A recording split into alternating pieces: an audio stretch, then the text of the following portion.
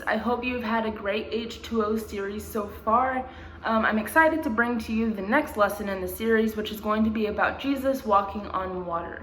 And before we get into the story of Jesus walking on water, whenever I'm learning anything or teaching anything, I like to understand the context of where we are and how this all came to be.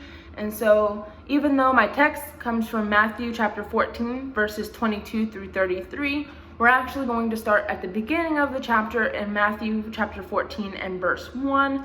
And so what's happening at the beginning of Matthew chapter 14 is that we see that John the Baptist has been beheaded by King Herod on the order of Herodias, which is his brother's wife. We're not going to read through Matthew chapter 14, 1 through 12, but that's essentially where we are when we start this, is John the Baptist has been beheaded. And then we move into Matthew chapter 14, verses 13 through 21, which shows us how Jesus reacted and then what he was still able to do even though he was grieving. We are going to read that, so we're going to start again in Matthew chapter 14 and verse 13. And so it says, "When Jesus heard it, he departed from there by boat to a deserted place by himself. But when the multitudes heard it, they followed him on foot from the cities. And when Jesus went out, he saw a great multitude, and he was moved with compassion for them and healed their sick." So in these first couple of verses here, that was 13 and 14, we see that Jesus has been told by disciples that were there when John the Baptist was beheaded.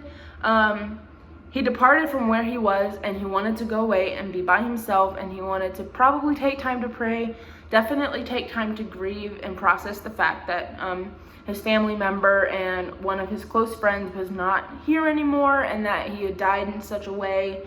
He was probably very confused and wondering why Herod would do that. Basically the same emotions that we feel when we lose loved ones is probably what Jesus was going through right here. And that's a very important thing to note, is that this is probably when Jesus was the most human that he ever was during his time on earth, is when he was feeling this grief for his cousin and friend John the Baptist. And it's very similar to how we feel when we lose loved ones today. A lot of the time you just want to kind of shut yourself off to the world, put yourself in a little cubby hole, and kind of just reflect and think about and grieve your family member or friend passing. And so this is where Jesus was at this moment, but a crowd starts gathering around him, because that's just what happens when Jesus comes to town. And instead of telling them to go away and to let him grieve, he instead has compassion on them, and he starts healing their sick. And I think, even though this isn't what my lesson's about today, I think there's still something to be learned from that, is that even when we're grieving and even when we're sad and dealing with things in our own lives, it's still a good thing. It's not always an easy thing, but to have compassion on other people, even though we ourselves might not be feeling very great, still keeping in mind that having compassion on other people shouldn't go away even when we're feeling bad.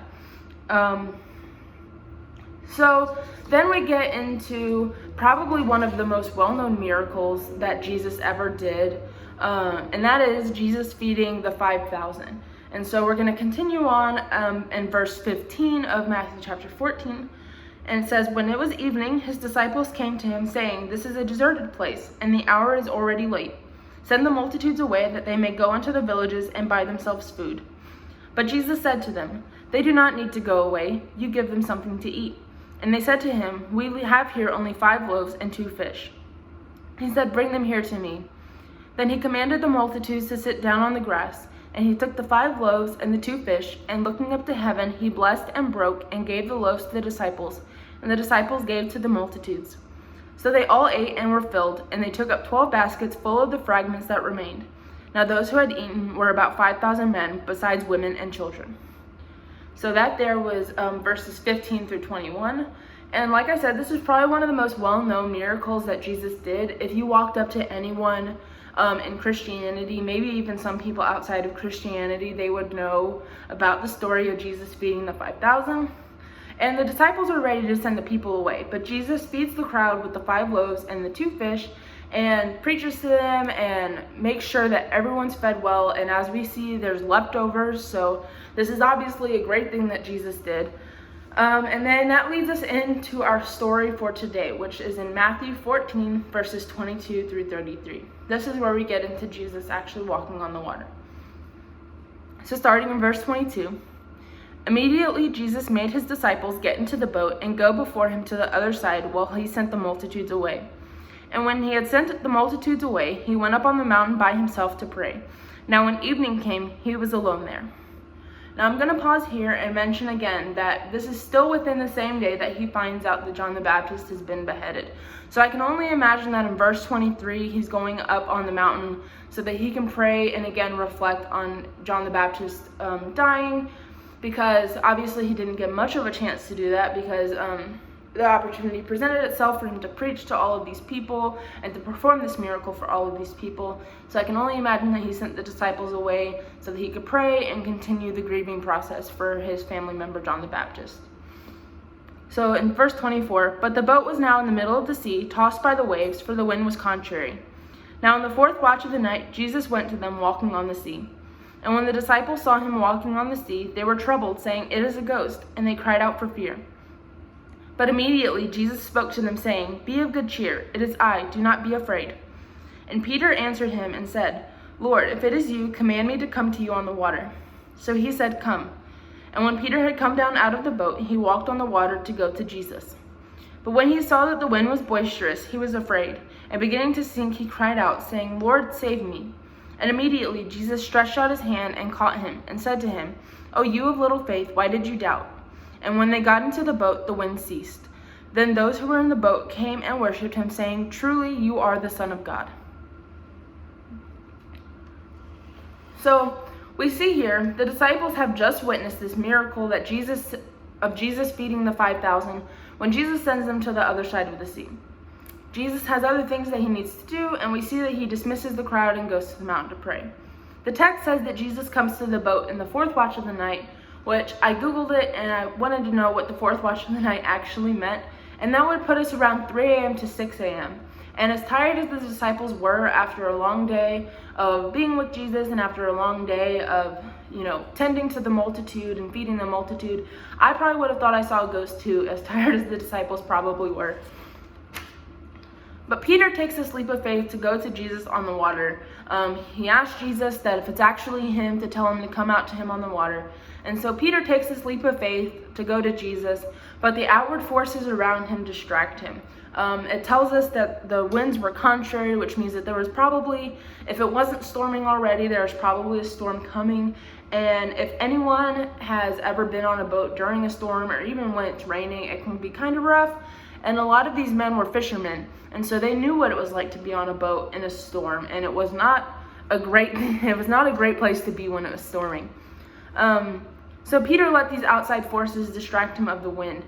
And we tend to do the same thing today. We'll start walking towards Jesus, but then Satan and the world cause us to sink, because then we start focusing on things that might be happening in school, things that are happening at our jobs, things that are happening in our families. Right now, it seems like it's easier than ever to let outside forces distract us with COVID and with all sorts of things going on in our world. Sometimes it can get very easy to get distracted.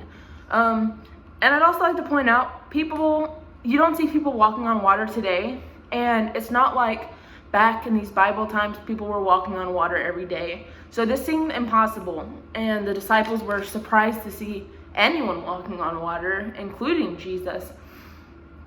But Peter took that leap of faith and he went out to him, but he started to sink because he let those outside forces get into him. But eventually Jesus saves him, doesn't let him sink all the way, because he is there to save him and is there to help him in his time of need. And hopefully after this we see that Peter is a little bit more faithful in Jesus, considering that he saved him from drowning. But one of my favorite songs right now is Oceans, and it ties into this lesson perfectly, I feel like. So I'm going to go ahead and read a little section by section and then talk about it a little bit after I've read this section. So the first part of the first verse says, "You call me out upon the water, the great unknown where feet may fail. And so there's going to be scary things that pop up on our walk with Jesus, and things that are unexpected, and things that when we sit down and we plan our perfect year, 2020 for example, when we sit down and plan, this is what we're going to do this year, there are things that pop up that are just, maybe that's not what's going to happen this year. And so there's going to be scary and unexpected things on our walk, and things that are going to tempt us and cause us to fail. And then the next part of the verse says, "And there I find you in the mystery, in oceans deep my faith will stand." So in all of those unknown moments, we will find Jesus if we look for him. And so no matter how deep the water is, we can keep our faith in Jesus because he is going to be there. We just have to make sure that we do the work in ourselves to go out and seek him. And then the first part of the chorus says, "And I will call upon your name and keep my eyes above the waves. When oceans rise, my soul will rest in your embrace, for I am yours and you are mine." So God never told us that the storms were going to go away when we became a Christian. And he's also made it clear that we aren't going to get through the storms on our own, even no matter how hard we try. And so when you focus on Jesus, and when you keep your focus on Jesus rather than the storm, you're going to make it across the water, and you're going to make it to Jesus. Any of you that were at Exposure probably saw Michael Richardson's lesson where he had the kids get up and try to walk across the room to get to someone at the other end. And what he would do is he would either blindfold you, or he'd spin you around. He'd put barriers in your way to try to see if you could still get to Jesus, even though there were all these other things happening around you. And it was fun to watch, and it was funny to see everybody kind of stumble around, but it proved a great point, because the only person that was able to make it across the room was someone who didn't have any of those distractions and was able to focus completely on their goal. And so in order to make it to our goal, which should be Jesus, we need to eliminate all of those outside distractions as much as humanly possible. And that can be very hard. And as I said, God never promised that those storms were going to go away. If anything, those storms are going to get harder when we decide that we want to be Christians, because then Satan knows that God has won in some way, and Satan is a very sore loser, if you haven't noticed. And so then the next part of the song says, "Spirit, lead me where my trust is without borders. Let me walk upon the water wherever you would call me.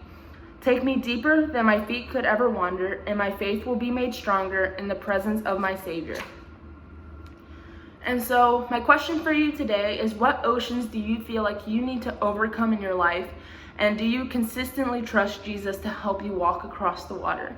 Because again, if our trust is in things other than Jesus, then we're not going to make it across the water, and we're just going to end up sinking like Peter did when he started letting the wind in the outside world get into his faith and started to let him sink. So I hope that this was a good lesson, and I hope that it revealed some things to you. But yes, so make sure that we're all trying our best to keep our focus on Jesus and not on the things in our outside life. That's not to say that we should completely ignore our jobs and our school and our family, obviously, but just make sure that at the forefront of everything that we're doing is Jesus, and very rarely will we ever sink if our focus is 100% completely on Jesus.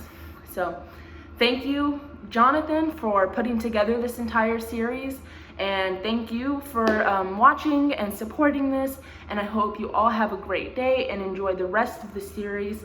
And yeah, hopefully I will see you all soon.